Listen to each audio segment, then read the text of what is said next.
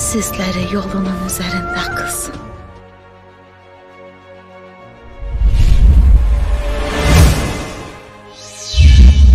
Assalamualaikum Belar dan Hatunlar, semoga keberkahan selalu tercurah kepada Sobat Yamato yang bersedia mampir di channel ini.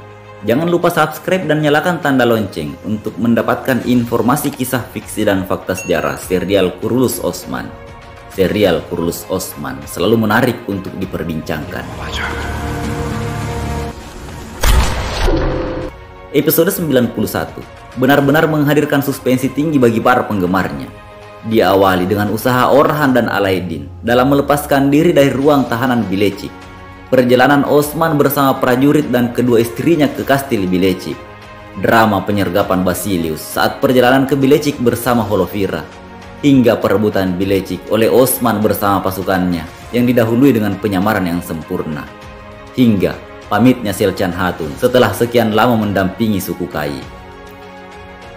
Dari semua sequel tersebut, Bosdak Film berhasil menunjukkan peran dominan perempuan sebagai bagian penting terhadap setiap kejadian.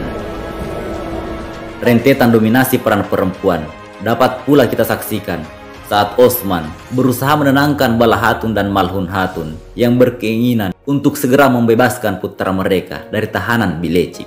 Selanjutnya, kita saksikan pula peran Aigul saat Carputai bersama Alp yang lain berhadapan dengan pasukan Basilius saat penyergapan. Keterampilan Bala Hatun dan Malhun Hatun saat memimpin pasukan Hatun suku Kai dalam perang Bilecik. Ingatan Turgut terhadap Mari saat menyergap Basilius dan Holovira. Holovira yang memegang peran sentral dalam penaklukan Bilecik. Hingga kabar duka yang menyelimuti suku Kai atas kepergian Selcan Hatun. Meskipun semua sequel tersebut menyeratkan upaya untuk menunjukkan peran perempuan dan wujud penyetaraan gender yang dilakukan oleh Osman dalam proses pendirian Daulah Utsmaniyah, namun beberapa ilmuwan memaparkan pertentangan tentang fakta sejarah dan kisah fiksi Kurulus Osman. Mereka justru berpandangan bahwa sejak sistem pemerintahan Islam berubah menjadi dinasti atau memasuki zaman Khalifah, mulai dari dinasti Umayyah di Jazirah Arab, dinasti Abbasiyah di Baghdad, hingga dinasti Utsmaniyah di Turki, perempuan seakan ditarik dari ruang publik dan kembali fokus pada peran domestik mereka.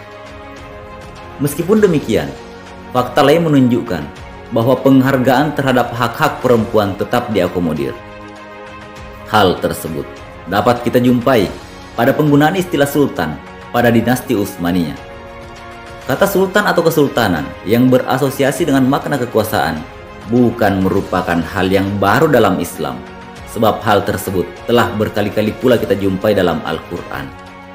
Meskipun demikian, sebutan sultan baru diakui secara resmi dan secara administratif pada abad ke-11 ketika istilah sultan digunakan oleh dinasti Turki yang dikenal dengan sebutan Sultan Seljuk yang Agung.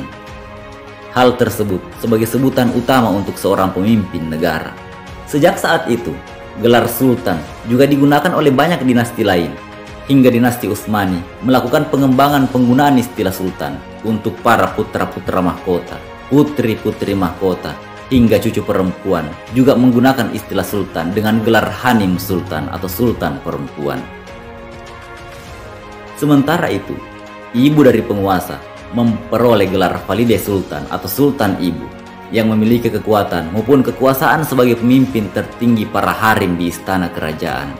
Valide Sultan merupakan pangkat paling kuat setelah sultan yang berhak mengelola administrasi kerajaan dengan bantuan Perdana Menteri. Bagaimana Bosdak Film menginterpretasi Kesultanan Utsmaniyah? Patut kita tunggu kelanjutan kisahnya. Tetaplah di kanal Yamato untuk eksplanasi berikutnya. Eyvallah.